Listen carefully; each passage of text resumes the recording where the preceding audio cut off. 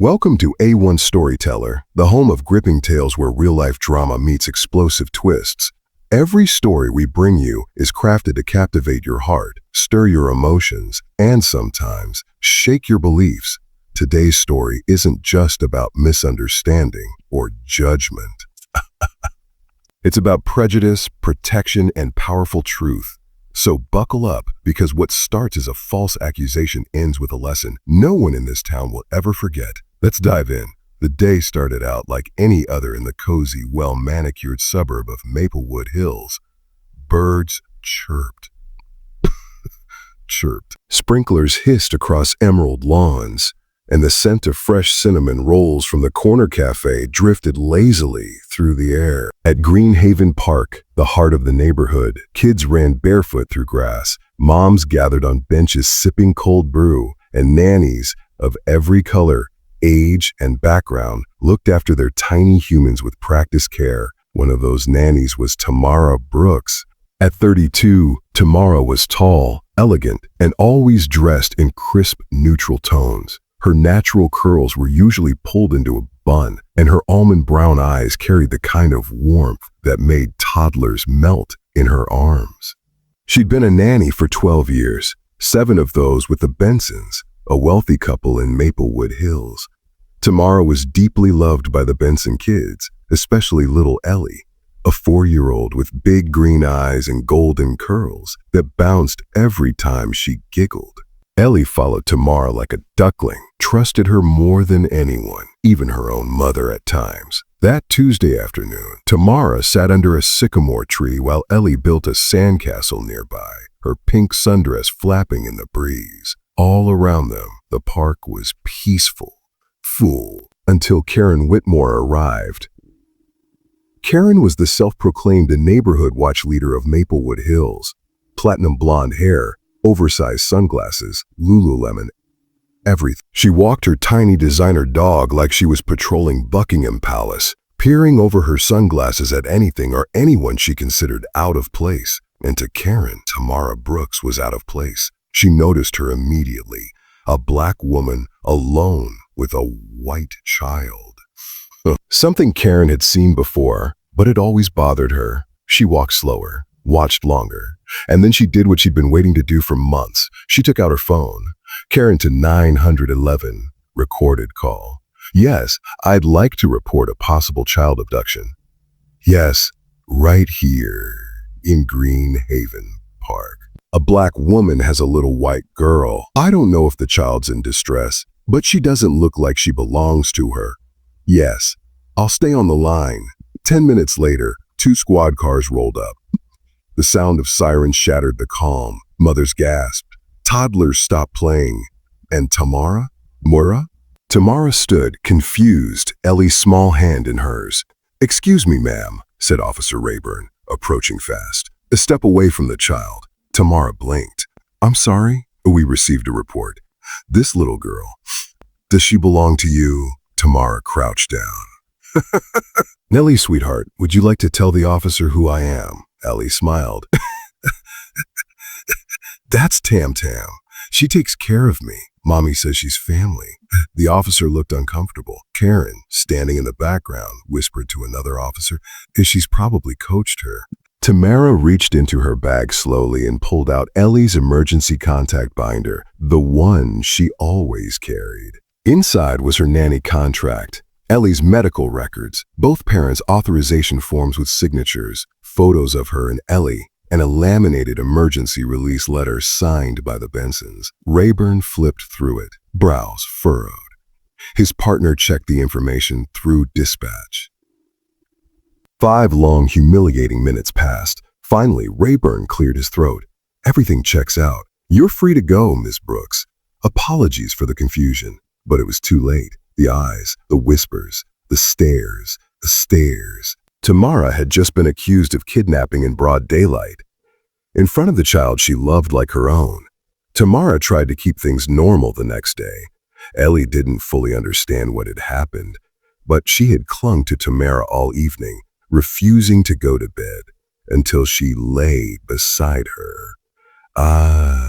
But the damage wasn't done with the police. By morning, the incident had spread across the Maplewood Hills Facebook Moms group, where Karen was an admin. Alert, suspicious woman caught with a child that wasn't hers in Greenhaven Park. Police were called.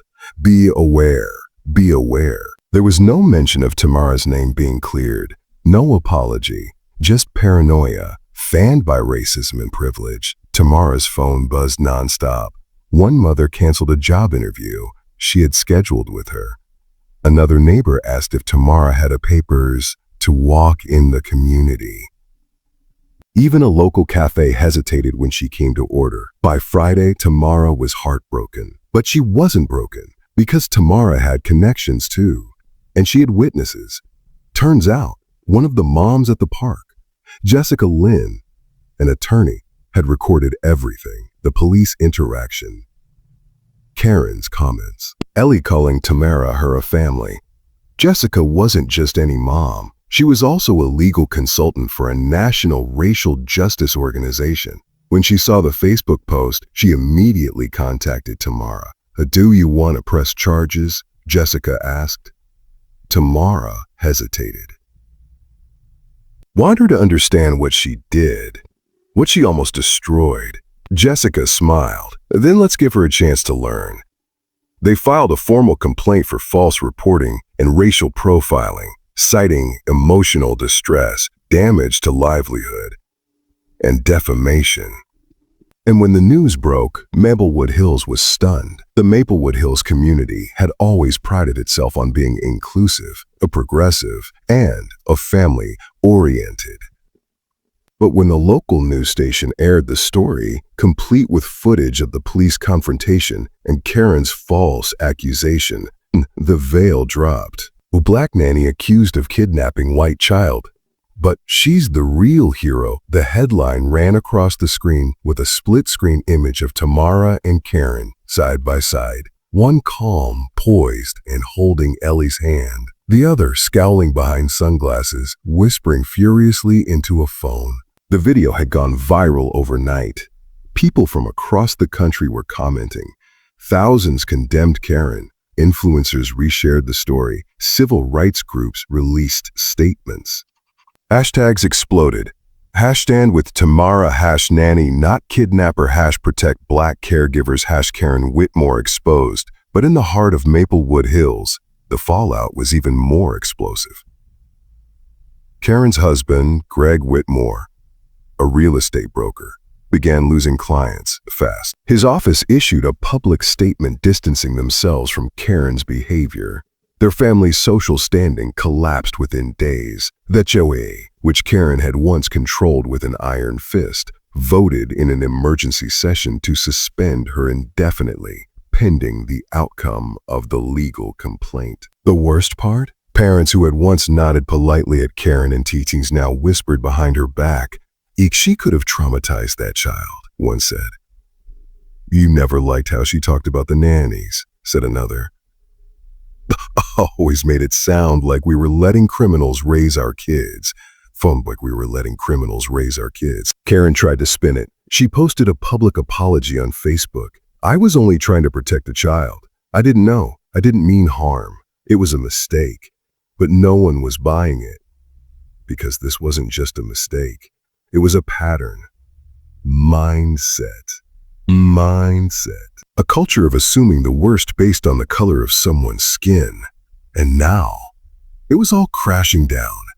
Karen's legal trouble deepens. Tamara, guided by Jessica Lynn and a powerful legal team, filed a civil suit for defamation, emotional distress, and racial discrimination.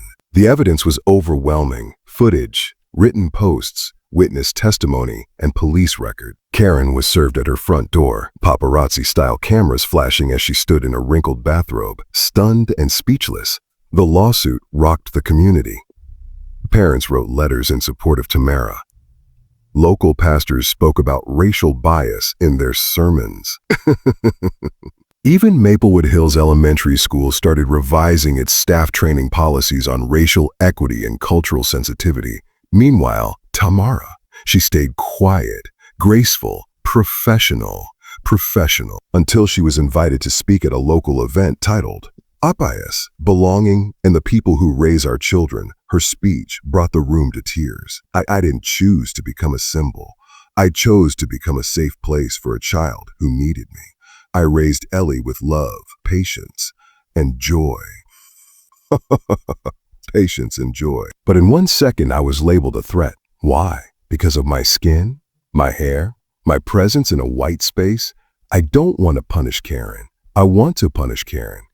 I want her to understand the weight of what she did, because I'm not the first, and I won't be the last, unless we do something different. Thunderous applause. A standing ovation. Tamara's words made the local paper's front page. From suspect to speaker, Tamara Brooks shines light on systemic bias. As the court date approached, Karen's legal team pushed for a private settlement. She didn't want the trial to go public. She didn't want depositions.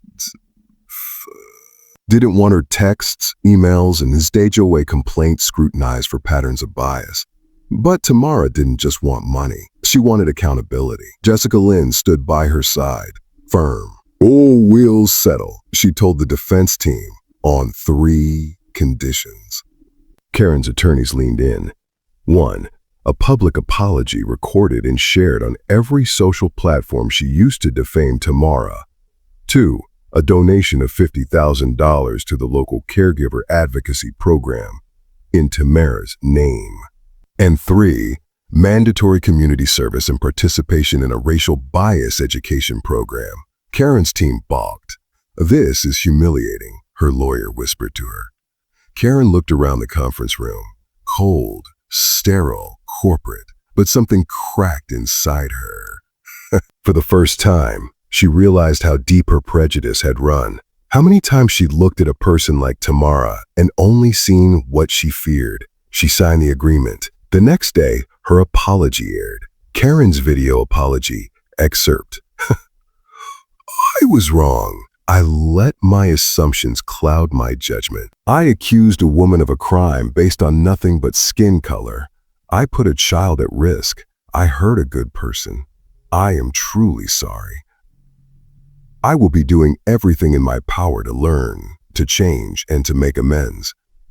The internet remained divided, some skeptical, others acknowledging the courage to apologize. But in Maplewood Hills, the apology marked a shift. Tamara didn't smile when she saw it.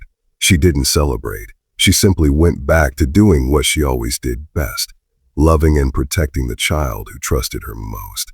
And Ellie? She ran up to Tamara the next morning, arms wide. A tam, are we still going to the park? Tamara crouched and smiled. Only if we stop for ice cream after. The summer sun rose higher over Maplewood Hills than it had in months. Not just in the sky, but in spirit. A stillness followed the storm, and in its place, something new began to bloom. It started with Ellie. The little girl who'd once been at the center of a false accusation was back at Greenhaven Park, digging in the sandbox, Tamara seated beside her on the same bench where everything had unraveled. But this time, there were no eyes watching them with suspicion, only smiles. Because something had shifted. Amara, once treated like a stranger in the neighborhood, had become something else entirely, a symbol of resilience, a voice of reason, a reminder that dignity doesn't demand attention, it earns it. After the settlement, Karen kept her distance.